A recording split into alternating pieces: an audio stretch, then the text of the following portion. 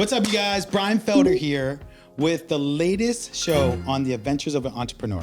And I'm super excited to have Rodney and Matthew from My CIA, I did say My CIA, on the show to talk about their story and talk about how they run their business and how they started. And I think what's really important is really understanding how you guys got started. But before we do, remember you guys, the total content of the episodes and the shows that we do for the adventures of an entrepreneur, this is just talk about how do people start their business. You have a lot of people that actually work for someone, they've always thought about starting their own business. This is an opportunity for people to tell their story, other entrepreneurs to tell their story, other business owners to tell their story, talk about the challenges and the successes. So I'm super pumped. Guys, get ready, strap in, lock down. It is gonna be a ride. We got Rodney, we got Matthew. What's up, you guys? How you guys doing? We're good. How about you? I will tell you guys real quick. Have you guys ever been down 64, Highway 64, Route 64? Yes. Probably riding with him to a job. So have you guys ever hit any animals when you're ever driving a car? Almost. Yes. Well, I mean, when I was younger, I hit a dog. Hit a dog? But I've almost hit a couple deer. Luckily, the people in front of me wanted to be in front of me. Okay. So, Matthew, what about you? I hit a raccoon down at King George. You hit a raccoon? On the back roads. It was pitch black, and all I saw was just two beady eyes and that little mask, and just thump thump. So crazy. yeah, the double thump is bad. Yeah, a double We thump. got a chance, but a double thump. You have a double thump? It's over. That's never good. Yeah. You don't Saturday, even want to look back. Saturday, I'm coming back from seeing you, Christopher Newport, picking up my daughter for the winter break. I freaking hit an owl. An owl. An owl dive bombed into my grill on my car at 1:30 in the afternoon. What kind of bait did you use? So I didn't even know about it. Oh, it was in the because day. It was during the day. It wasn't even nocturnal. It was 1:30 in the afternoon. So like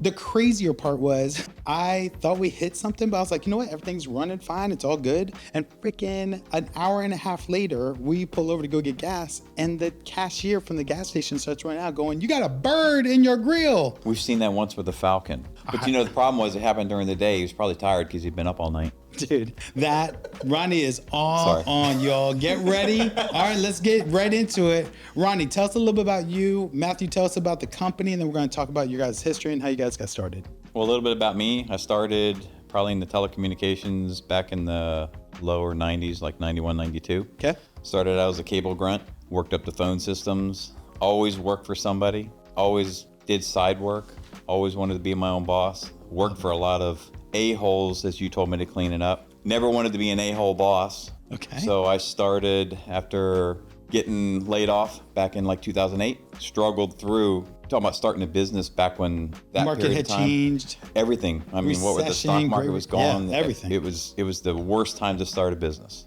But I went through a divorce in 2012, 2013. Okay. And came out the other side. You know, they said if you can make it 5 years, that's the threshold. And we did good, and we kind of held steady. But the last few years have been a blessing. It's interesting you say, because I think there's a stat, and I don't even know what it is, but 80% of businesses don't make it in the first 5 years. Yep. So someone that launches their business do not make it within the first 5 years, like 80%. It's like crazy. And then like another like 8 or 9% after that don't make it an additional 3 years. Yeah. And those stats are ridiculous to me. Well, I'll tell you one of the things, what helped me the most is when we were doing Wolfpack. And I remember when you lost your parents and how we kind of bonded over that. And what was Wolfpack again? Let everyone know what that is. That was a big networking group that Jim Cummings helped start. That's right. And that was when you were Remax over there in Chantilly. That's right. And that learned me how to deal with more people and how important networking was. So help me out. So you were working for other people, you were doing grunt work. In 2008, you're like, I'm not doing this anymore. I'm going to launch my own business. What was the trigger? What was the point that you said, okay, I need to take this leap?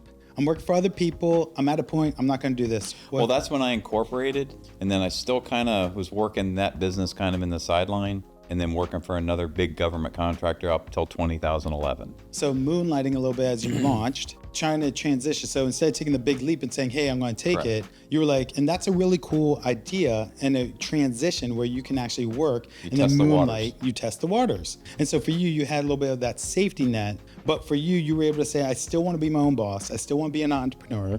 I'm going to transition slowly. I'm going to moonlight a little bit. Yep. And what happened was, the company I was working for, they kind of went to like a ticketing system and lost touch with the customers. We kept telling them, you're bleeding customers because the customer service sucks. And we saw the writing on the wall. So I ended up giving my resignation and leaving. And one of the best things about being with your customers and really developing the relationship, so many of them followed me. So that kind of made the transition a lot easier. A lot easier. Smoother. 'Cause there was some guarantees there. Still scary and struggled early, but enough to keep going. What was like one of the struggles? You said early on from 2008. Just consistency, consistency, because owning your own business and starting out, it's like this. It's either feast or famine. Yes, a little bit of roller coaster. Yes. You got some peaks and valleys. You got to figure out how to pad the valleys and high sad. That's it. Yeah. And then what changed? So how did the transition? Then Matthew, real quick, when did you come into the business? So technically I've been there since it started, because back when he was a telecom tech, he would take me with him to work. Obviously, I always wanted to know what Dad was up to. I would care for about like 5 minutes, and then I would play on his laptop. But around 10 or 11, kind of right around the time where he really was on his own, I actually really started to take an interest in what he was doing, and I wanted to help him. So awesome. So yeah, I got to help him with the aspect of telecom, which is the running of the cables, that we actually ended up transitioning to as the whole industry shifted away from digital phone systems over to voice over IP.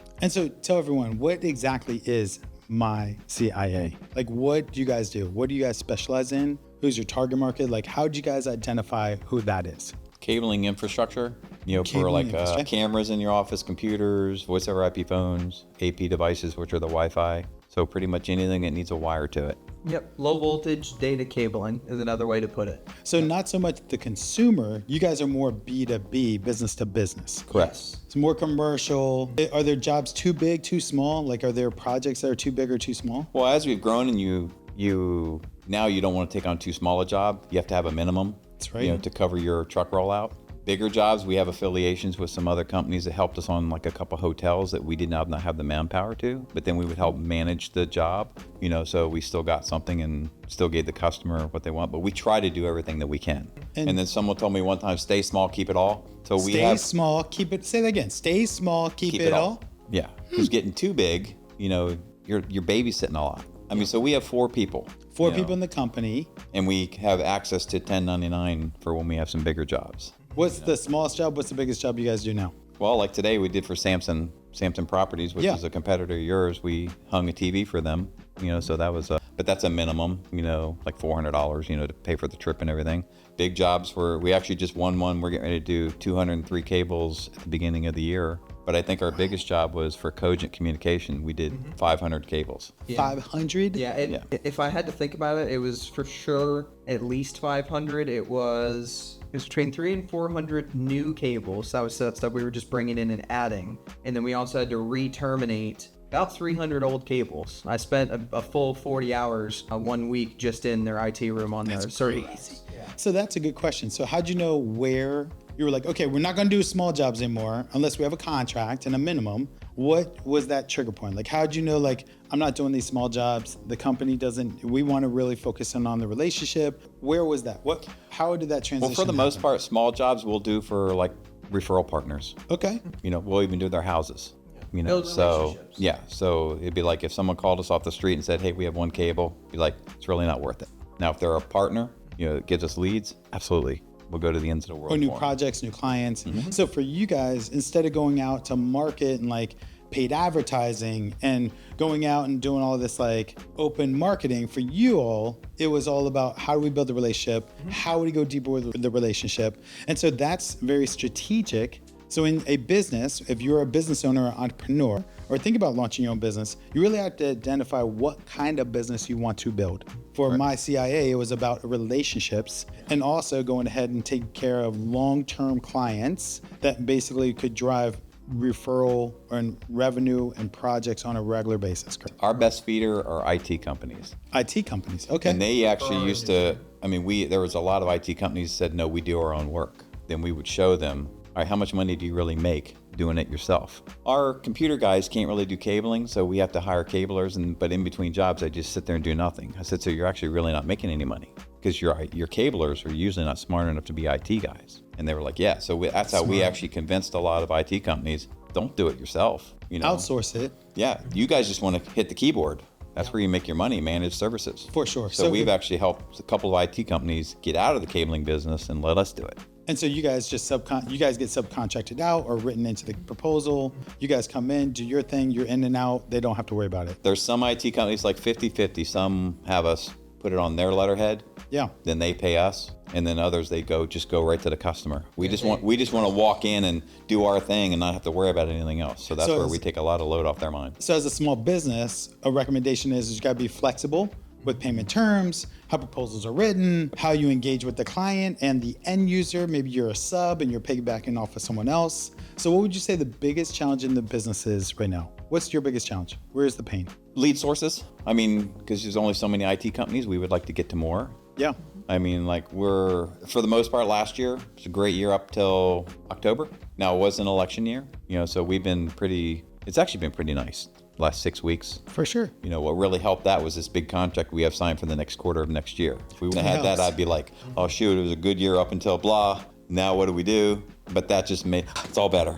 Because you're building your pipeline, you're building future revenue, future and that's business. the ups and downs of a small business. It's like, yay, oh crap. It never goes away. Yeah. It never goes away. Yeah. Even if you hit it really big, you still have concerns as a business owner. Yes. Or partners in the business. So Matthew, what would you say your biggest challenge is? So if Rodney, your dad says it's more about lead flow and inconsistency there, you may have some highs, some lows. What would you say yours is in your role?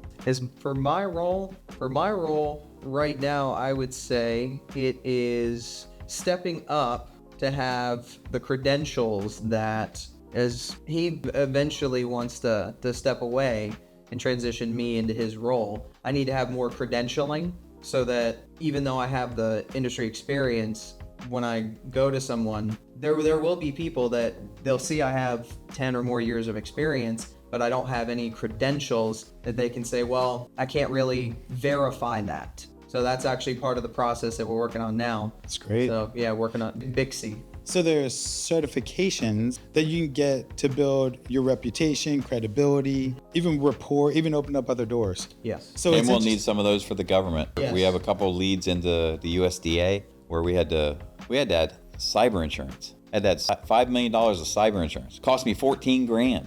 14,000 for 1 year. And we didn't even get the job yet because it didn't come back in time to get that job because of the fiscal year. Now so you almost have to plan and budget for unanticipated expenses that could come up as a small business owner. And especially like the insurance requirements now, because it's nuts out there.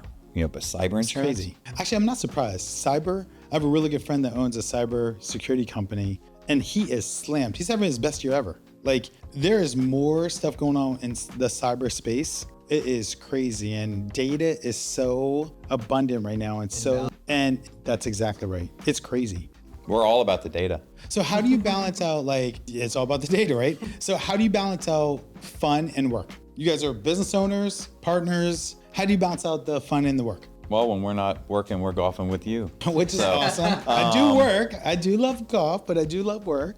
But how would you balance it? Is it like, okay, Monday through Thursday, we're working, Friday, Saturday, Sunday? No. Or no, it doesn't flow like that. It really, with Preston, his buddy that come to live with us, he would have never been working with us, at least at our house, but my wife passed in January, so she would have never allowed it. So now, but he's matured and he's become a very good worker. But for the most part, when we're slow, I'm like, you can do whatever you want. I mean, we'll do some odd projects and stuff, but when the weather's nicer, it's actually kind of good, especially if you have the forecast, the money's coming up and jobs are coming up. No problem going playing golf a couple days. So what would you say, Matthew? How do you balance out fun and work? Well, I would say it kind of evens out in that because we're a small business and even though we have way steadier flows of income and revenue since those early times, there's still those lows. And when there are those lows, we may have a random day off or sometimes a week. And so that's where you can, take a little time to do some extra chores around the house, play some extra rounds of golf, have a good time. Good. And then when we have to batten down the hatches and work, 50, 60 hours in the work week and then work a weekend, it's tough, but that's part of what you sign up for working for a small business. For sure. And that's where being small actually helps because you can be nimble, you can be flexible. We did a job a couple weeks ago in Towson where we had to work Thursday night, Friday night, Saturday night, so that weekend was shot. But prior to that, we had 6 days off. Yeah. So, but it's having the mentality and the wherewithal of setting the expectations for the guys, which Matthew had, Preston's learning, you know, that, hey, you're going to get some days off and sometime we might have to work evenings or weekends. Well, it's also nice. If you need to take off, we have that flexibility too. You know, we have the flexibility of scheduling. So if we want to do a family vacation, or he wants to say his family's going on their family vacation or whatever, we have lead time and we have the ability to schedule things around and be Smart. So the goal for you guys in building your business, serving the IT companies and your clients, is to make sure you guys are nimble enough and really identify how can we serve our clients, the IT companies, the people we get subcontracted out for, how do we serve them best? So you have to identify who the prospect is, who your client is, but then also what are their expectations of you? What are your expectations of them? And then just making sure that it's a good working relationship. If you had do to your best to exceed those. Well, one of and the exceed. Yeah, under promise, over deliver. And one of the best things is you know, we have a property manager company that we use. Yeah. And I mean, they bring us in a lot of work. And they're actually, if you do the relationships right with the IT companies, it's pretty much a slam dunk. Because if they come in and go to the customer, I want to use these guys because it makes our job easier. Our job was already done. Our job was done with the relationship. And they just rate you in. And then past performance. Yeah, the closure rate's very high. So customers don't know. So if you can that if you can get yourself in that position, It's huge. it's a win-win. So if you had to do it all over again, Rodney, and you had to start the business all over again, what would be one piece of advice you can give everyone? What would be one thing you do differently? I don't really know, to be honest with you. Okay. I mean, because it's still a story that's being written. It's been very rewarding. Very rewarding. Actually, and what are you guys doing for the holidays? He said eating. Yes. I'll do that this month. What would you guys eat? What would be one thing you guys would eat? Well, like one of our favorite places, we just in Tyson's, we got our Reubens at this one job that we were doing a site survey for and found a nice little small deli that is a small business supporting another small business. It's being Jewish. Well, I like Reubens. turkey Reubens. Oh my gosh. I've never had, you know what's funny? I've never had turkey Reuben. It's just corned beef as opposed to turkey. Oh my gosh. I will tell you, I love. Well, it's the Thousand Island dressing and the sauerkraut. Oh, it's just money. With sweet potato fries, there's nothing better than that. Oh, yeah. You guys have been awesome. I think what's really important and what probably a big key takeaway is as a small business, you gotta be nimble. You gotta really build a relationship with the businesses and the people that you want to serve, and then really identify what kind of business do you want to build, and then identify what kind of work you want to do. And seek out networking partners like yourself. Yes. And seek networking partners. Absolutely. You guys are awesome. So make sure you guys make sure you guys click on like, make sure you guys subscribe. The Adventures of Another Entrepreneur. So awesome. You guys are amazing. Thanks, you guys. You rock. You too, buddy. Brian. Go.